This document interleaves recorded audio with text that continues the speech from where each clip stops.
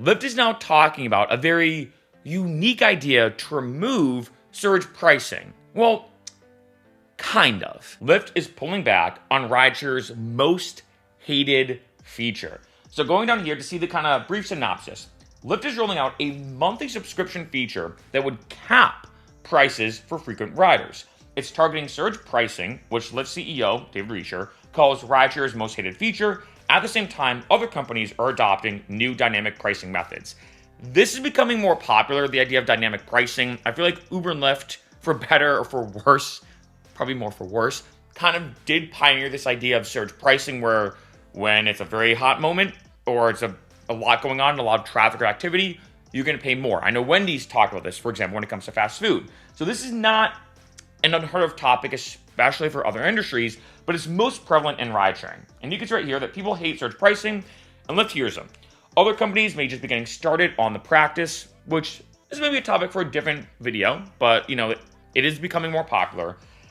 And the CEO, David Risher, said in a Wednesday earnings call that the company is seeking to address surge pricing by rolling out a feature known as Price Lock, a monthly subscription costing under $5. So first off, that's pretty good.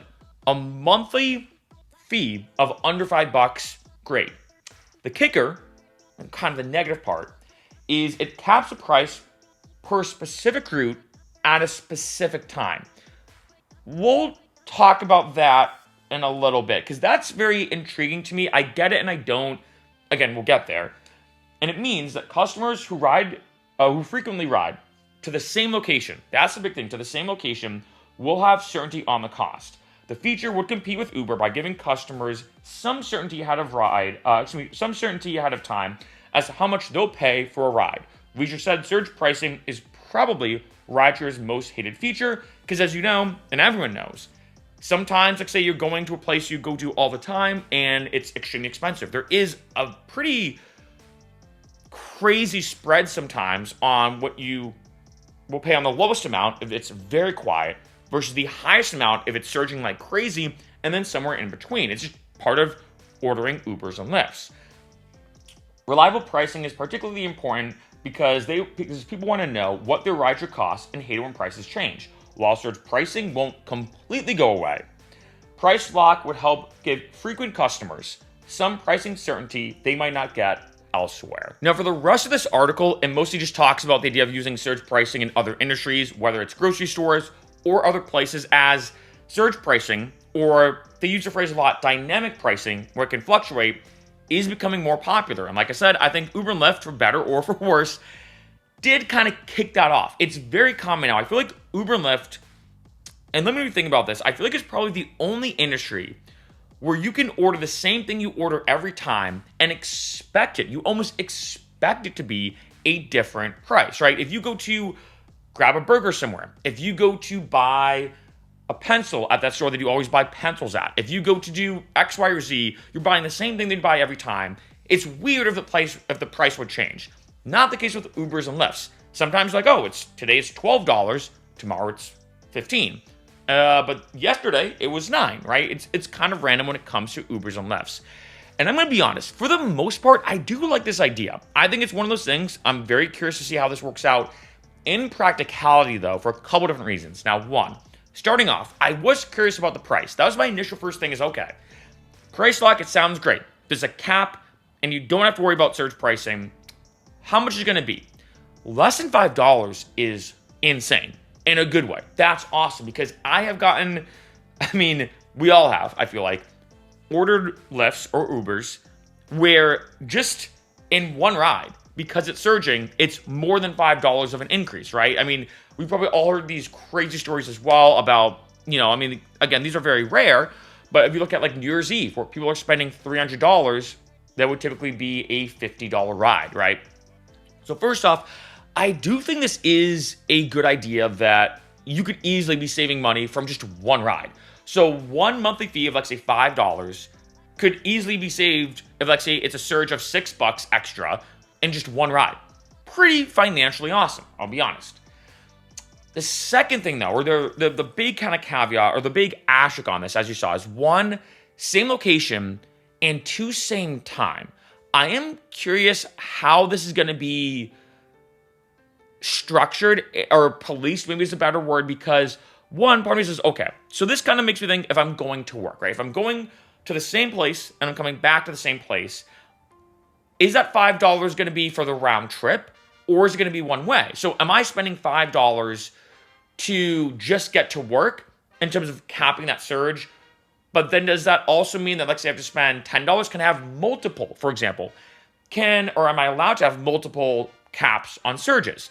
Is Lyft going to say, hey, you can have an unlimited, or maybe there's going to be an amount of price caps, but you have to spend $5 for each route? Because let's say if I go to and from work, which I feel like this is kind of what that reminds me of, something like that. If I go to and from work, do I have to spend $5 on a cap, $5 back, so I'm paying $10 a month to cap, which still, I think in my opinion, is worth the money, completely worth the money. So one, same location, okay, but at the same time, that adds a whole other thing as well. For example, if let's say I'm going to a 9-to-5 job, Monday through Friday, that's different. I know I have to get there at the exact same time, but what about coming back? I feel like for a lot of people who work at a 9-to-5 job, we all know sometimes you get to leave at 4:30, sometimes you have to leave at 5:30, sometimes you leave at 6, sometimes it's 6:30. There is a bit of a variability when it comes to when you're going to leave work. In my opinion, going into work, though, is usually about the same.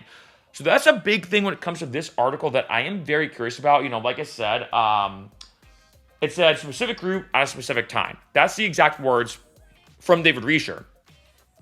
That sometimes is not feasible to me. And is there a spread too? For example, if let's say I typically leave work at 5 o'clock, just to make an even number. I leave work at 5, so I say, okay, Lyft, get here at 5:15 to make things easy. Well, is there a spread? Can I say to Lyft, hey, can you pick me up instead at 5? Like, so you get out of work at 4:45, so you want to get picked up at 5, or 5:30. Like, is there, like, say, a half an hour window where it says, okay, your window for this to work is you have to get picked up at 5:15, but there's a half an hour spread. We can either do 5:15 to 5:45 or 5:15 to 4:45. Is there like a way you can kind of have like a area or a window in order to get this ride and still have that cap beyond? So I feel like in general, I'm like I said, I'm very curious to see how this is going to play out in real time and in practicality, because I do really like this idea. I mean, spending $5 a month to have that cap is insane. Even if it was, let's say, $5 a week, I still feel like for a lot of people, this would be a phenomenal deal. Like David Reisher said, you have a reliability of, if you're doing the same ride at the same time every day, you at least have some sense of what you're going to pay almost exactly, or exactly what you're going to pay almost every single time. And let's say that ride is typically $15. You know it's going to be capped at 15, but it might even be lower, right? So it's almost like the maximum amount you're going to spend, and it could be lower. You never know. Maybe it's a slow period, and that's a lot cheaper. Another thing I'm curious about, and this is something they're probably going to implement, because this is what pops into my mind, is what is the window of you ordering this or getting this? For example, we've probably done this. I know a lot of people do this. Let's say you go onto Amazon, you buy something, and what do? I know a lot of people will do the subscribe and save option. What that means is you're saying, hey, deliver this item once every month, and if you do so, you get 10 or 15% off. I know a lot of people who will order that item, get that 10 or 15% off, and then immediately cancel the subscription. So it's really a one-time purchase, but they're doing the subscribe and save option just to save money, right? And I get that. That's something a lot of people do. What I'm curious about this is, let's say I'm going to a concert. So let's say I know there's a concert coming up this Friday night, and I'm going to see an artist, and I know getting to that concert going to be wild. Getting back going to be even worse. What stops me from spending $5 for the route from, let's say, that concert back to my home? And I'm definitely going to save money. So that $5 is going to be well worth it to, like, say, then come back home. And then maybe I just cancel the monthly subscription after that. Or maybe I just leave it for a month, because why not? I already spent the money. And then I cancel, like, say, a week until it's going to renew. Can I do that? Or is there kind of like and I know sometimes a lot of companies have this, like a grace period, or I think there's like a more technical term where they say, hey, okay, you can sign up, but you can't really get access to those features until it's 3 days out, right? So the idea is you sign up, and like say for Lyft, you're like, okay, I'm going to sign up. It's going to go in effect 3 days later or a week later, or maybe it goes into effect instantly. This is also something I want to know. Could this be, and hopefully I'm not giving Lyft any ideas, but could this be a potential Lyft hack where you say, oh man, it's $40 to go home. It's usually $20 because it's surging. Oh, wait a minute. let me just sign up right now for that monthly price cap. Then it goes back down to 20, which is what it typically is. And yeah, maybe you're spending $5, but 20 plus 5 being 25 is a lot cheaper than 40. So doing that, and then you go home, you then cancel, or just leave the monthly subscription on until you want to cancel it, saves you a lot of money. Could that be the case if someone uses, or is there something kind of, are they going to add another stipulation? That's what kind of comes to my head, is it seems like this is a very specific thing where they're saying, hey, you can only do this for the exact same ride at the exact same time. Like I said, just to reiterate, specific group at specific time. But what stops somebody from randomly just doing this on a random Friday night when they know it's surging and they're like, hey, I want to leave the club. I want to leave the bar. I want to leave this concert, right? Take the crazy surges that happened around the Taylor Swift concert, for example. Great example. I'm just going to do this and then leave, and then I'm pretty much good to go. I think, again, going down a bit down the rabbit hole, but maybe not, because I know for something like this, it could be very easy to do that, right? At the end of the day, though, I do think this is a good idea. I think that this is a start because, again, like I said in a lot of videos, I just did a video about the 3 worst parts about being an Uber driver and a Lyft driver. And I said in that video, I am a big fan of David Reisher. I think that whether you love him or hate him, whether, you're a fan of Lyft or not, I know a lot of rideshare drivers right now are not a fan of Lyft or Uber, to say that. I got to give him credit where at least he's really trying. He's really trying, both literally and figuratively, put himself in the driver's seat and also the passenger seat and think, okay, like, what do drivers really want? How can we help out drivers? What do passengers really want? How can we help out passengers? And I think this is a good solution. But one last thing does come to my mind, and maybe it's on your mind, especially for my drivers out there, is, well, where does this money come from? So, for example, to use that example I just used, let's say it's a $40 ride back because it's surging, but typically it's $20. Well, that's a $20 gap. That's a good amount, right? It's double the amount that it typically is. Does that mean as the Lyft driver, do you get paid less money because this person has a cap now? Does that come out of Lyft's pocket? I feel like the money's going to have to come from somewhere, and that's what kind of really pops into my head with this situation. Is for my drivers out there, it would sink if, let's say, you're like, hey, it's surging right now, let me pick somebody up. You go to pick somebody up, and it says, oh yeah, just so you know, you're only getting $20 even though it's surging, or it's a $20 ride, and you get, what would be probably like $7 out of that or whatever, I don't know. So you get $7 out of that 20, and they say, hey, sorry, it is surging, but the person who just picked up has a price cap. So therefore, now, unfortunately, you get the normal fare, or you're getting the normal fee, ignoring the surge because of their price cap. I don't think so. I think Lyft would probably, at least I hope, make it so that, hey, they're saying, hey, like, if it's going to be one of those situations where the money has to come from somewhere, we're going to take it out of our own pocket. I hope that Lyft does do that. I think they will. I hope, but I do think they will, because it makes more sense, because, of course, you don't want drivers now to get mad, saying, oh, my God, I'm not picking up this person. They have a surge cap. They have a price cap. I'm not picking them up. I'm going to wait for someone who doesn't have a price cap so I can get that surge pricing, and this is the exact reason why, like I said in a bunch of videos about how to make more money as a driver. As we all know, morning and evening commutes, Friday and Saturday nights are typically the peak options. Of course, you do have Saturday and Sunday mornings, you have the pregame hours. There are other, like, secondary peak hours, but the primary ones, morning, evening commutes, Friday and Saturday nights. And the main reason why drivers are on the road is because they get more money because of the surge pricing. I just want to make sure, I think, especially when it comes to this, for the drivers now, because I feel like for most of this video, I was talking more of a passenger's perspective of taking this, but from a driver's perspective, will drivers still get the amount they deserve? I do think so. I'd like to think so. I feel like if Lyft is going to roll this out, I think they kind of have to know that sometimes the money in some situations will have to come from somewhere. But I will say, and I may be wrong, I mean, for something like this, I feel like $5 is very cheap, which is good for passengers.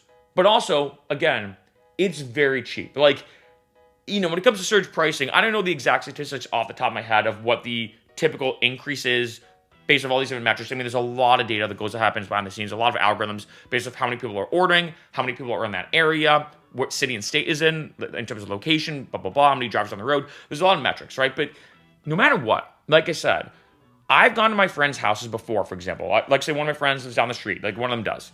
It's typically $10 to go to their place. Sometimes it's $15, sometimes it's $9. So if you think about it, just to go down the road in a peak non-surge area can sometimes be a $5 spread. I sometimes have spent 9. I've sometimes spent 15. Excuse me, a $6 spread. So even just one use of this is useful to me, right? Even just one use of this. And that's just one small example for me going down the street. But let's say if you are doing, like, say, typical morning commuting hours, let's say you put your favorite bar on this, right? Your favorite bar, or coming back from your favorite bar, right? Like, say if you want to go out on a Friday night, I feel like that this is something that kind of discrepancy of what the price typically is being over here and what the price actually is, because of the cap, it can be a huge spread. I don't know how much, but it can be a huge spread, excuse me, just for one ride, which means that money has to come from somewhere to give the Lyft driver the amount that they deserve because they're driving during the surge period. That money has to come from somewhere. And I'm going to be honest, I don't think it should come from the driver's pockets, because the drivers are driving during peak hours because that's when they make the most amount of money. So I think that's one kind of last thing to think about this. I do think, though, it's probably going to come out of Lyft's pocket, but we'll have to see, right? As this becomes maybe more of a prevalent thing, maybe once they roll it out and actually give you all the data and all the kind of like fine details and the fine print, I think is a better way to word that. It's going to be interesting, but let me know what you think in the comments. Do you think this is a good idea? Do you think this is a bad idea? How do you think this is going to affect passengers? And I think more importantly, how do you think this is going to affect drivers? Are drivers not even going to notice? Or is this something that could affect, inevitably, how much drivers earn?